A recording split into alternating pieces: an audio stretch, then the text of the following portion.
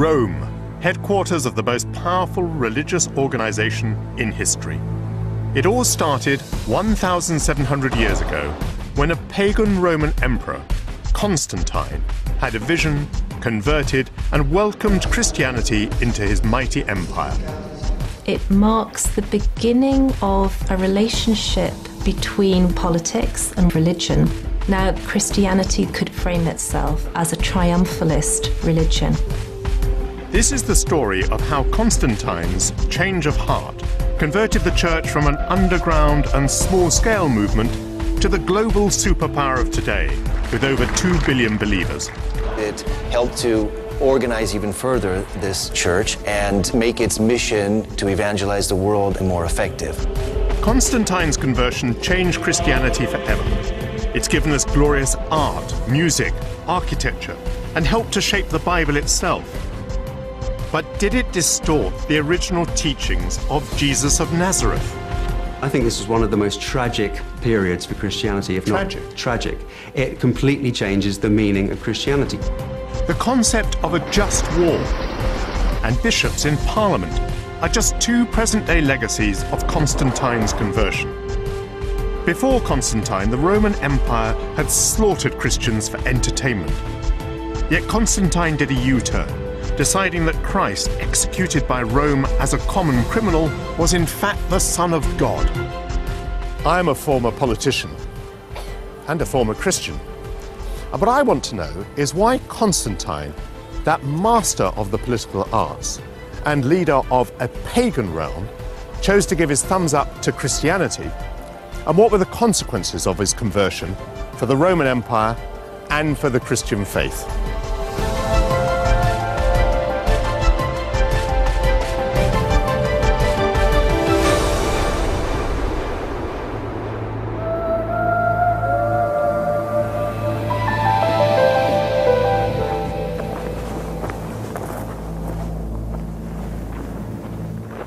Before Constantine's conversion, Christianity was a minority in the wilderness, without a prayer of sharing power.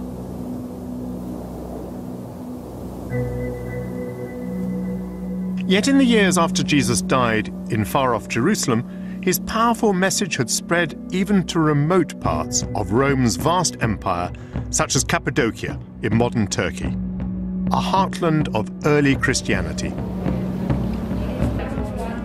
The area of Cappadocia is rich in Christian myths of martyrs and so on. Do you think there's a particular reason for that? It probably comes together with the landscape. It's very powerful and at the same time a secluded environment framed by mountains. So they started, first of all, gathering and worshipping in private houses. These were called domus ecclesiae. Christianity was a renegade sect that had broken away from the ancient religion of Judaism. Hidden away in houses, caves, and catacombs, its early followers conducted rituals ranging from ecstatic experiences to silent vigils.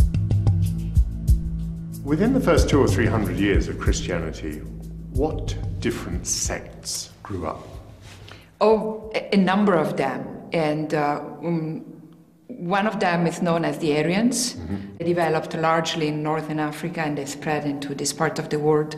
Extreme sects like stylites, monks living on columns, holy fools traveling around villages, talking about Christianity in ways that were not conformed with the Gospels.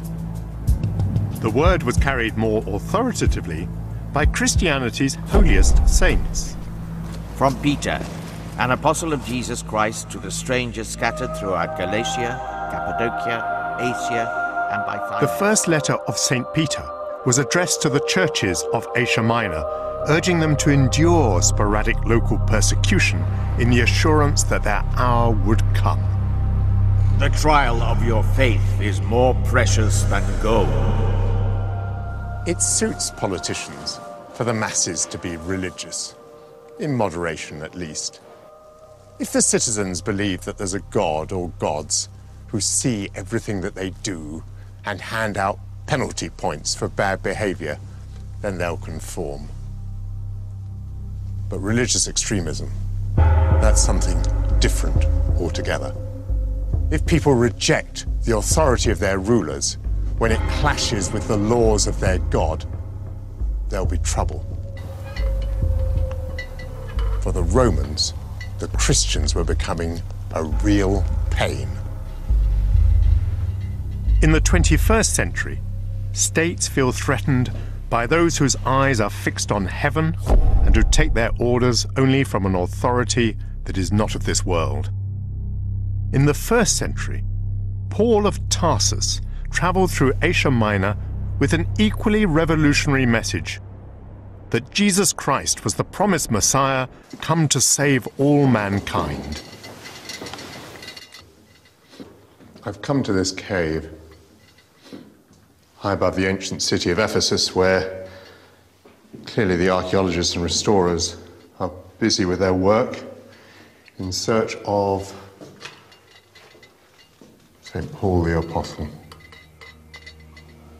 miraculously preserved, the earliest discovered mural of him. And the Bible tells us that he came to Ephesus on a missionary visit in AD 52.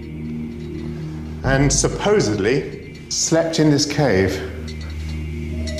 On the road to Damascus, Paul had a vision of Jesus and dedicated the rest of his life to converting others around the known world, with the constant risk of being martyred for his evangelizing work. The pagan practices that St. Paul discovered in the city below outraged him. Ephesus was a religious epicenter in the pagan world. Travelers came to worship at the temples of Artemis and of Nike. Didn't you call her Nike? You know, we like to make things English. Yes, that Nike, when she was just the goddess of victory, and to offer the gods animal sacrifices. How would they find out what the gods and goddesses wanted?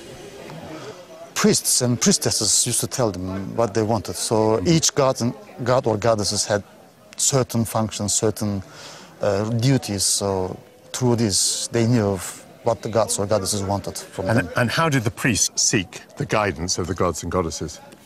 Looking at the liver of the victims sacrificed on the altar outside the temple. Paul denounced sacrifices.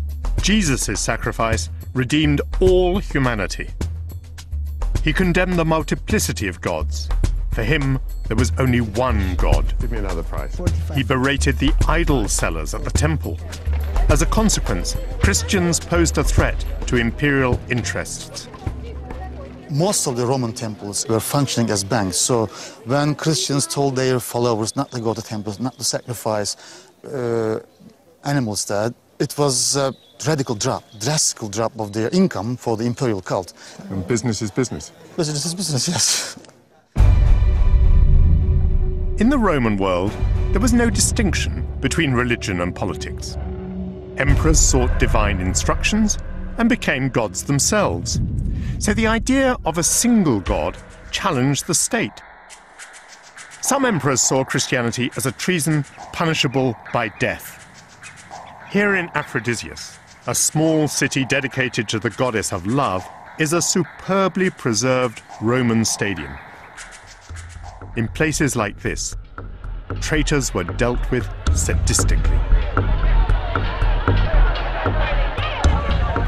By the time you get to the mid-3rd century, some emperors systematically decided that Christians either had to sacrifice or they had to be excluded.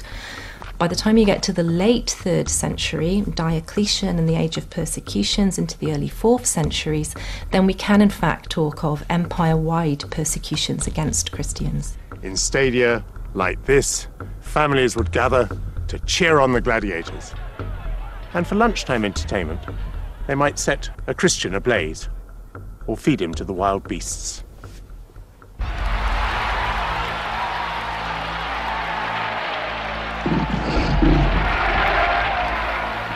It might seem a one-sided struggle, the mighty empire with its armies and its jails and its arenas of death pitted against a few pacifist Christians. But faced with impending slaughter, the Christians followed the example of Jesus and welcomed death. They deployed against the state that most powerful of political weapons, martyrdom.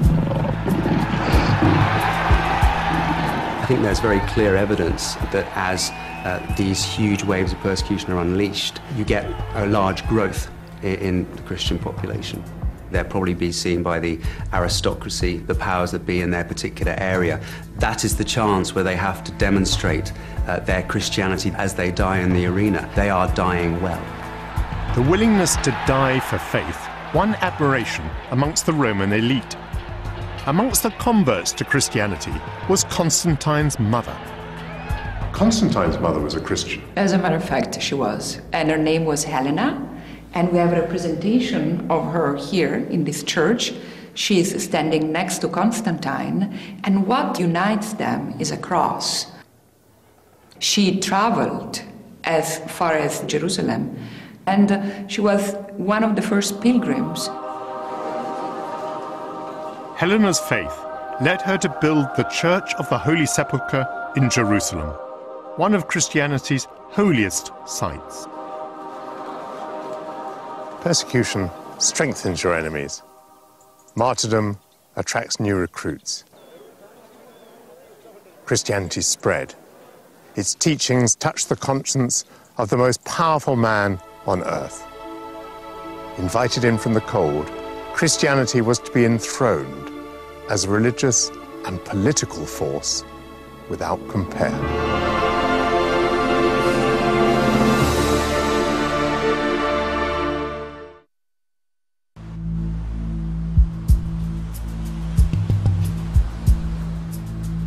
Despite persecution, or because of it, the Christian population reached near 10% of the Roman Empire by the beginning of the 4th century. With an effective structure of bishops and clergy spread throughout the empire, the church found recruits even within the Roman legions. In 306 AD, in far-off Britain, the Roman army declared a new emperor, Constantine. These fragments are part of a huge statue of him commissioned during his lifetime. Egotistical? Yes, but his impact on our history and on our modern world is indeed colossal. Without Constantine, history would have been much different. That much we do know. Had Constantine not ordered the 50 copies of the Gospel, we wouldn't have had the Gutenberg Bible rolling off the printing press in the 15th century. Under Constantine, Christianity goes from being something which opposes the empire to being part of the empire, and then indeed you have to be a Christian in order to be a part of the empire at all. Because of the enormity of the empire, it had 4 co-rulers. Constantine governed Britain, Gaul, and Spain. Maxentius, co-emperor in Rome, was unpopular and vulnerable. Constantine fought his way across Europe, ready to seize control of the entire western half of the empire. The decisive encounter was on the road to Rome at the Milvian Bridge.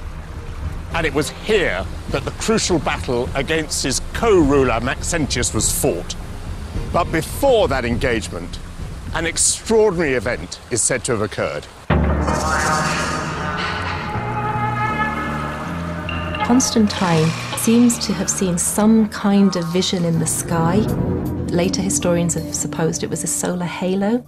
Constantine's spin doctor, if we can call him that, Eusebius of Caesarea, very firmly said it was the Chi Rho signal, the symbol of Christ in the sky. And that was it. He became a Christian.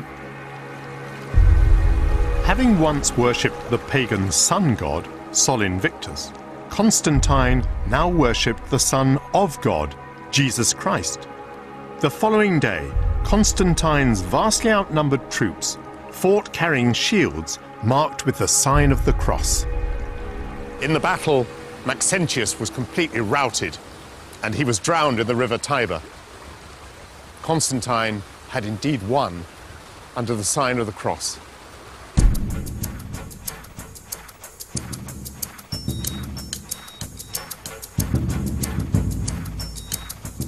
These frescoes indicate what we understand as the change in Constantine, the defeat of Maxentius at the Milvian Bridge, and then immediately afterwards the triumphal entry into Rome when Constantine becomes the only emperor of the West.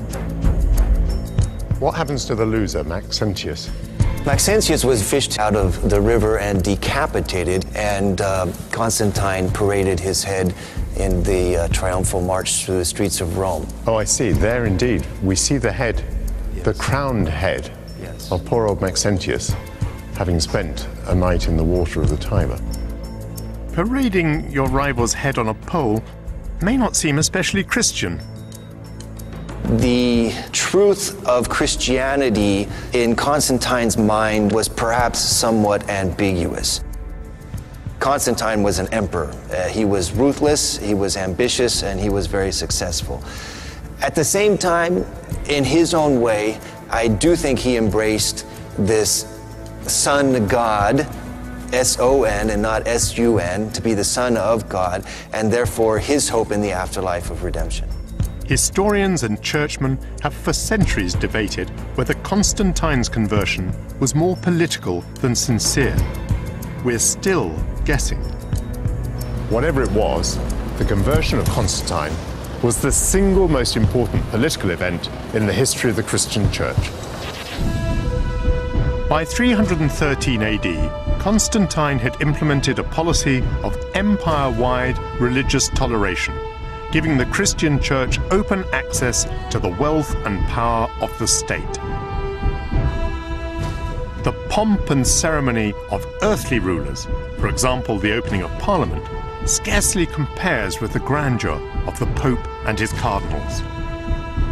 At this papal mass in St. Peter's, diplomats and clergy sit side by side. Secular governments must maintain relations with the papacy. As part of Constantine's legacy, the Pope is a highly significant figure in world politics. Imposing churches were built in Rome, including the first basilica of St. Peter's. But in those days, the most important was St. John in Lateran, still the cathedral of the city, though rebuilt and embellished over the centuries. And we're now in St. John the Lateran Church, which is a very, very big church, but of course this isn't Constantine's church. How did his compare with this one? It's an amazing similarity. We're looking at the same ground coverage. But that is unbelievable. I mean, this church is enormous and feels enormous, and you're saying that in the 4th century Constantine constructed something at least of similar dimensions. So weren't the pagans pretty put out by these enormous buildings being erected for Christians? Constantine's building program was very carefully laid out in such a way that most of the churches he built were outside the city walls to begin with. And even this church, the cathedral, this church was built on the farthest outskirts of the city. Right outside this church we see the city walls. Not only did he construct the enormous building, but he also gave beautiful marble columns. He gave 40 gold and silver chandeliers for the nave. He gave silver plate, gold plate, candlesticks. So he filled the church with beautiful objects. For centuries, the Christians have been persecuted. They've been fed to lions. They've been living underground in catacombs. They've been worshipping in churches no bigger than a house. And then along comes Constantine and showers them with riches. Well, you're not going to say no, are you? You're not going to look a gift horse in the mouth. But if, since the time of Christ, you've been preaching, blessed are the meek and blessed are the poor, and then you inherit this, it's bound to change you, isn't it?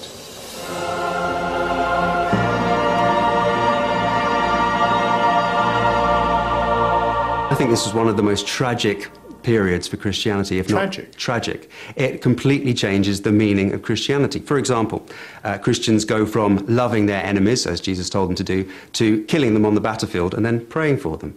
They go from setting slaves free to endorsing a system of slavery. They go from being opposed to torture to actually being part of those who do the imprisoning. You know, this is a complete 180-degree turn. The Roman Senate erected this arch in honor of Constantine in AD 315. and it celebrates his divine inspiration. But nowhere does it mention the name Jesus Christ. The Christians were still a minority, and the Romans were anxious not to alienate the pagan majority. Rather than Constantine converting the empire to Christianity, it might be more accurate to say that he converted Christianity to his needs as an emperor. Some Christians looked back to the early days of Christianity, and they looked back to the time of the martyrs and believed that in fact the empire should be separate from Christianity. And not everyone was delighted with being in the center of power. The rapid growth of the monastic movement in this period was a quiet protest against what the church enthroned had become.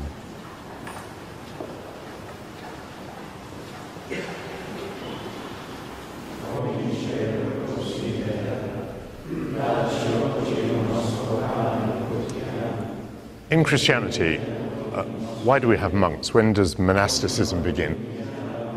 Before the time of Constantine, there were a lot of martyrs, and the martyr spirit was quite strong in those early centuries.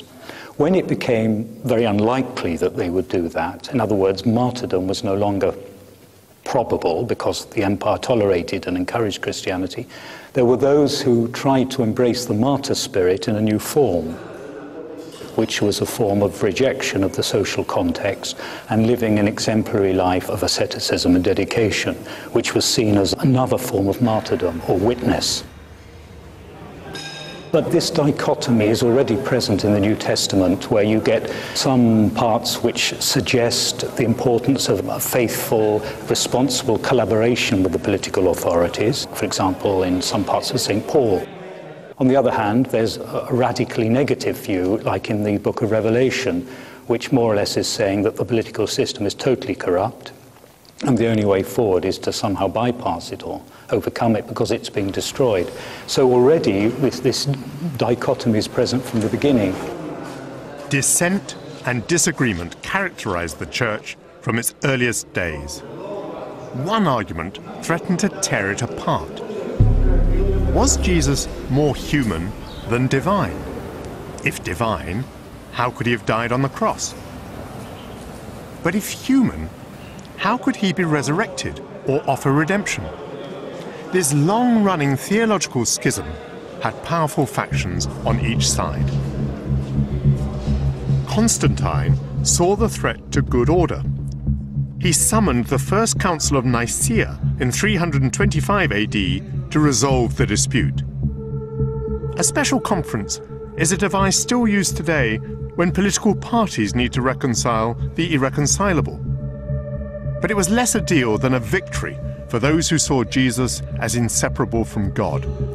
And unlike any settlement that I've ever been involved in, this one didn't come unstitched. It's endured for 17 centuries. He gets all the theologians, the bishops together and says, we've got to agree what we believe. Now, why does he do that? Unity. You've got to have religious unity. Religion is the glue that holds the social and political order together. If the religion goes wrong, if there's division within religion, then your social and political system is under threat. After months of debate, Constantine eventually ruled that Jesus was of the same substance as God. In other words, officially divine. This was now Orthodox Christian doctrine and has remained so ever since. I believe in one God, the Father Almighty, the maker of heaven and earth, and in one Lord Jesus Christ, the only begotten Son of God, begotten, not made, being of one substance with the Father, by whom all things were made. I was brought up a Catholic, and every Sunday I would recite the Nicene Creed. I believe in one God, the Father Almighty. I didn't know what Nicene meant, and the description of Jesus Christ as being of one substance with the Father was obscure to me. I now realize it was defining orthodoxy, which meant that it also defined heresy. And over the centuries, the Church has put its heretics to the rack, the sword, and the fire. men and for our salvation came down from heaven, and was incarnate by the Holy Spirit of the Virgin Mary, and was made man, and was crucified also for us under Pontius Pilate. Constantine does publish what we would now call anti-heresy legislation, where he states that individuals who are not part of the official Catholic Church must have certain sanctions placed against them. This is an extraordinary change, isn't it? I mean, the Christians go from being a population at least potentially persecuted to being a population now protected by anti-heresy laws. That's an enormous change. It is, and I think the anti-heresy legislation really is the sort of marking point, perhaps, of some aspects of our modern world, where religion enters into the legal sphere in a way in which it just was inconceivable to have happened previously.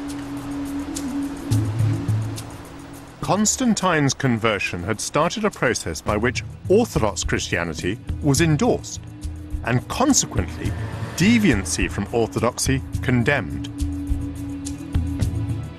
Even if Christ brought the world a message of peace, no emperor could afford to take that too literally.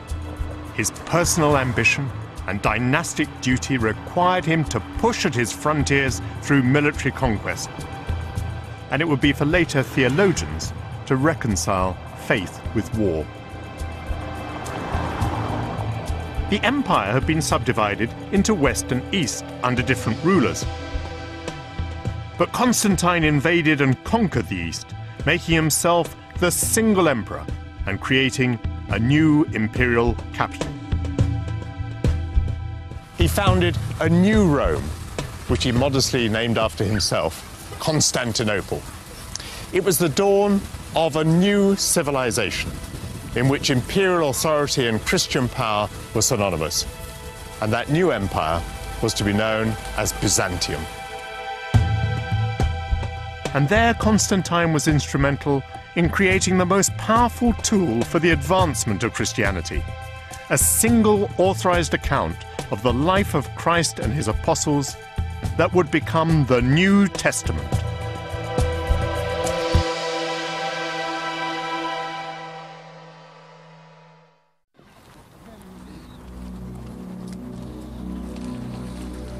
Constantine changed Christianity from being a largely clandestine creed into a church with immense authority and global reach. And so for many Christians, he's a hero. But what fascinates me is whether he perverted the revolutionary message of Jesus Christ, which blessed peace instead of war, and whether his conversion was really good for Christianity. I don't think he ever really could have foreseen the drastic, seismic consequences of his, decision, what he set in train. Before Constantine came to power, the Roman Empire had been divided between East and West. Constantine brought the East under his control, and in 330 AD, on the shores of the Bosphorus, he founded a new capital, Constantinople, modern-day Istanbul. In support of the minority Christian population, he also started a program of building resplendent churches. But despite his conversion to Christianity, pagan symbols were imported and placed in this new Rome. Constantine built a hippodrome for chariot races based on the Circus Maximus in Old Rome. At its center, he erected a huge column to hold aloft his own statue, depicting him as Sol Invictus, the pagan sun god. Constantine did also place the insignia of Sol on his coinage, the sun god, who at that time some Christians also incorporated. So I think Constantine was actually a master of hitting a balance and using symbols that Christians could interpret as being Christian and non-Christians could interpret as being non-Christian. He was a consummate politician. The man knew that you can't just come out and effect a radical change, even if that is what he'd wanted to do. Amongst political tacticians, Constantine is one of the greats. He elbowed his rivals aside he brought the Christians into his coalition and he annexed their power structure of bishoprics. I think he sees the political expediency of the situation, but I don't think that's entirely what governs him. I also think he has some kind of awakening to Christianity. But that doesn't mean he isn't a shrewd political operator. I think it's safe to say that later on in his life, as he began to appreciate the finer points of theological polemic more, he got into Christianity in a more intellectual way. And this he did with the help of a formidable churchman, Bishop Eusebius of Caesarea, his religious advisor and biographer, an image maker who understood the black arts of shaping the truth, who would interpret a career of ambitious warmongering as the mission of a Christian saint. The terms spin and spin doctor were invented only recently, while I was in the cabinet. But the need to put the best possible construction on political action is as old as power itself. To communicate a message, to create a myth, helps a leader to control a populace. And by all accounts, Eusebius did a fine job for Constantine. Here's something that even Alistair Campbell could be proud of. Eusebius's account of Constantine's ruthless conquest of the East. Constantine, the friend of God, acting upon the basis of sound judgment and mingling the firm principles of justice and humanity, undertook to save the greater part of the human race. In 331 AD, at Constantine's behest, it fell to Eusebius to provide 50 copies of the Gospels. Before then, the copying and circulation of these sacred texts relied on individuals, but now copies of the Gospels would be spread throughout the Eastern Empire on Constantine's order. Here in facsimile are pages from the document thought to have been commissioned by Constantine for use in churches here in Constantinople. Eusebius was given the task of deciding which stories of Christ and the apostles to include and which to leave out. And that officializing of the Christian texts evolved into the most powerful artifact of politics and religion combined. The best-selling book of all time, the Holy Bible. Over the next 100 years, these texts were collated to form what we recognize as the New Testament. Across centuries, around the globe, and spanning different cultures, these texts have secured an extraordinary degree of acceptance amongst all who follow Christ. A third of the sacred texts in circulation at that time, including some revered Gospels, were eliminated as spurious or heretical, including one purportedly by St. Peter, another by Jesus' supposed brother, and even one so-called Gospel of Philip, which suggested that Christ might have had a relationship with Mary Magdalene. It's the sort of heresy later made famous by the Da Vinci Code. During Constantine's reign, the Church as an institution began to take shape. A single creed was established. Holy Scripture was defined, and the bishops were brought under imperial guidance. Constantine now recognized the man that Rome had crucified as the true Son of God. Jesus Christ was put on a charge of blasphemy and put on a cross by the religious authorities in alignment with the empire. And so I think the church has an important role to play in challenging government. But the truth of the matter is, it's going to challenge government less when it's in bed with it, and it's going to challenge it more when it's further apart from it. When you have 26 bishops who sit in the second chamber, who sit with the government, at least in name, I think you've got a real conflict of interest. So bishops in the House of Lords are a remnant of the conversion of Constantine? Indirectly, they are. Indirectly, this is a hangover of a Constantinian era. We all know, and there are many other factors. But it all started with Constantine bringing church and state together, and the two have been tangled up in a very dubious mess ever since. Constantine didn't find it politic to persecute Christians, nor to persecute pagans either. But after Constantine's death in 337 AD came other emperors with different ideas. This church in Ephesus, then a pagan city of pilgrimage, was built in the 4th century. Alongside established temples arose churches for Christian worship. Constantine balanced Christians and pagans with masterful ambiguity. Theodosius, who became emperor in 379 AD and who built the Church of St. Mary at Ephesus, was of a different stamp. He decided to resolve the ambiguity firmly, brutally.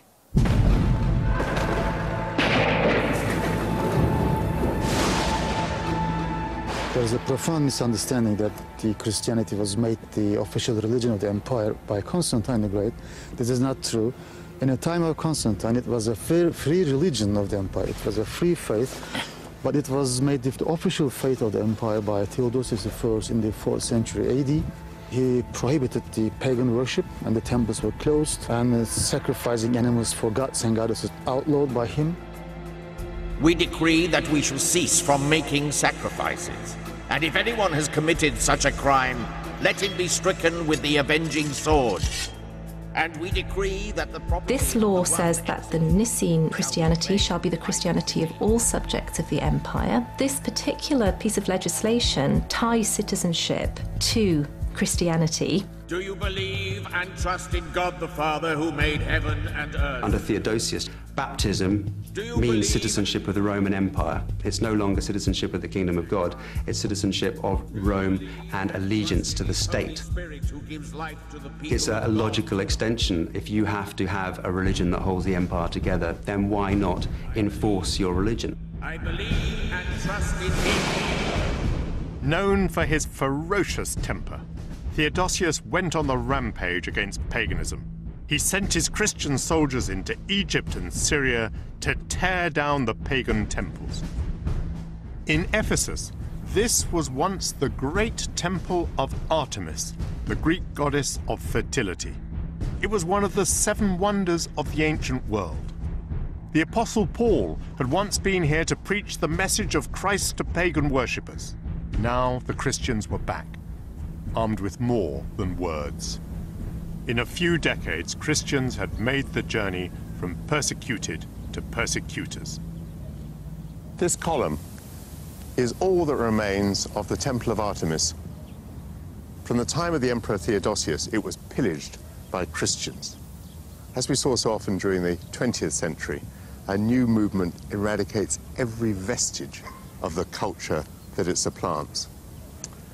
The marble was taken and used to build churches, such as Hagia Sophia in Constantinople, to the glory of God and of the emperor, of course.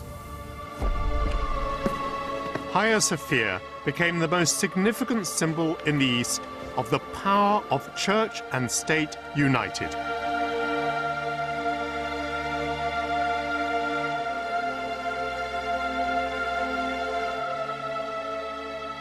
What Constantine, the man who maybe lay in this sarcophagus, bequeathed to the empire in the West, to Rome, is another story. Because whilst here in the East, church and state remained as one, in the West, Rome fell to the barbarians, and into that imperial vacuum stepped a new power that is still with us today, the papacy. It enabled the Christian church to develop a hierarchy very rapidly. The Pope in Rome assumes a certain position which is almost comparable to the one which the emperor has in the Roman world.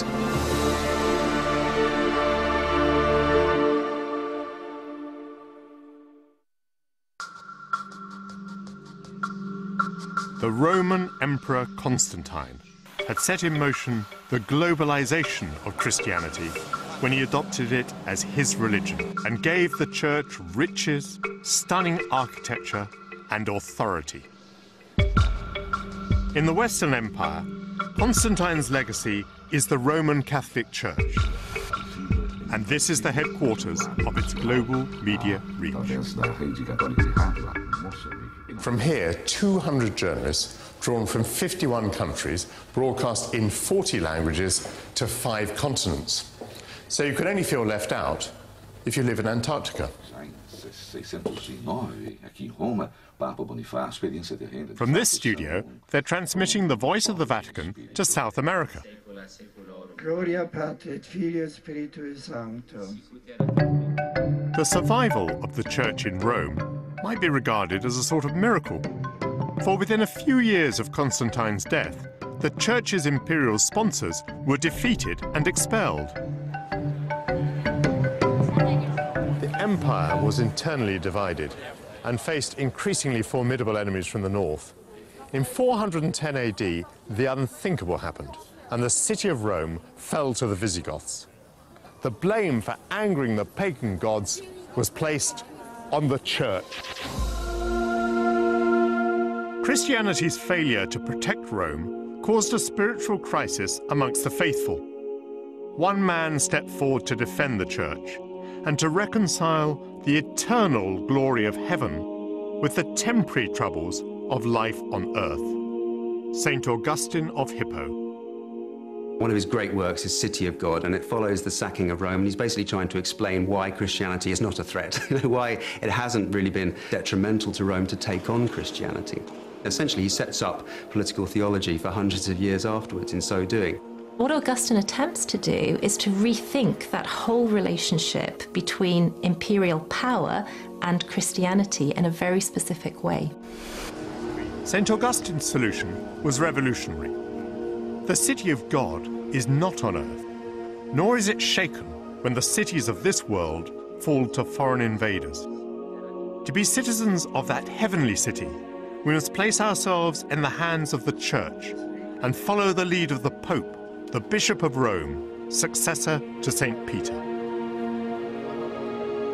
Having enjoyed the protection of Constantine, the Church was now strong enough to prosper in Rome long after its protectors had passed into history.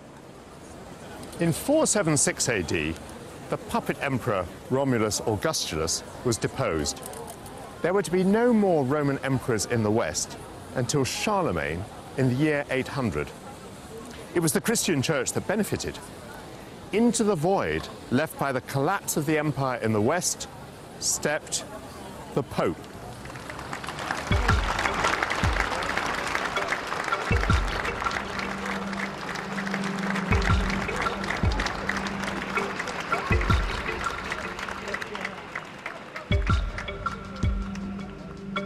By that stage, the line of emperors is really extremely weak, and the popes naturally fill that vacuum. They are substantial figures in their own right as head of the church. The large majority of the population in the city are Christians and therefore respect the papacy as a religious leader, and it's obvious that they would also be happy that he takes some kind of political role to help them in the face of these barbarian invasions. Is there ever a time when the Pope controls an army? Oh yes, the Pope always had a small army, and even today we have the Swiss Guards and a small papal army. And there's a long period in the Middle Ages and afterwards when you do have these predominantly Christian societies, and they at times speak more in terms of converting, preaching more with the sword also. By the 7th century, the papacy was the largest landowner on the Italian peninsula, and its armies were fully prepared to defend and advance those territories. Again, it was Augustine's formidable intellect that conceived the legal notion of a just war, a concept that resolved the conflict between a church that had armies and the biblical commandment, "Thou shalt not kill."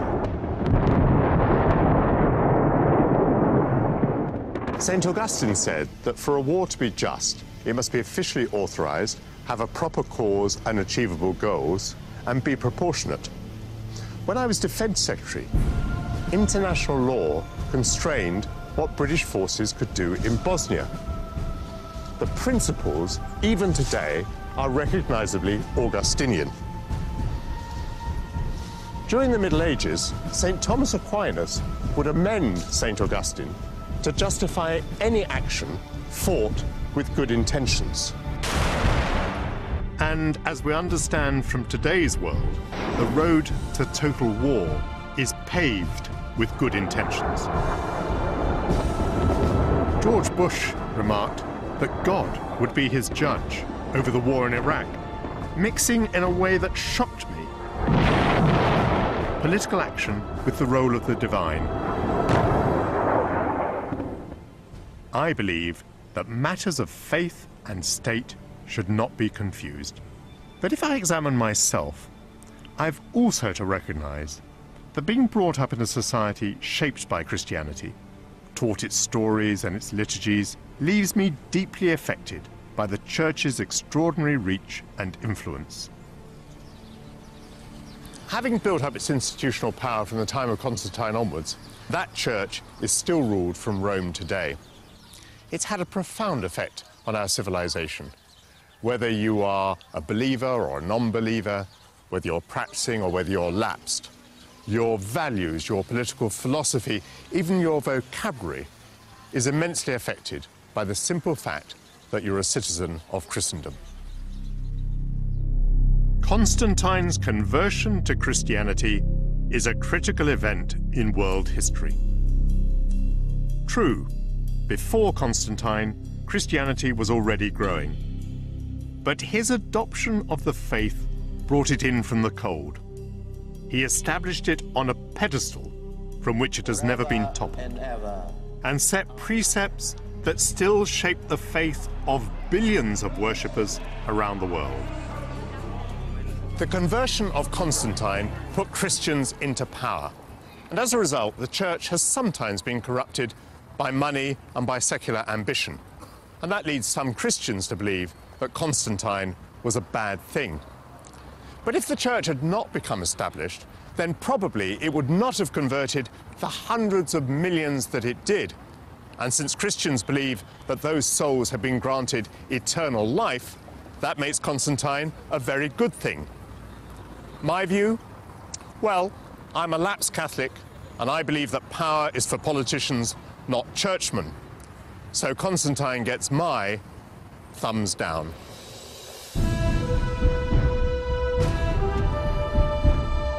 Next Sunday at 7, theologian Robert Beckford continues Christianity History by exploring the Dark Ages.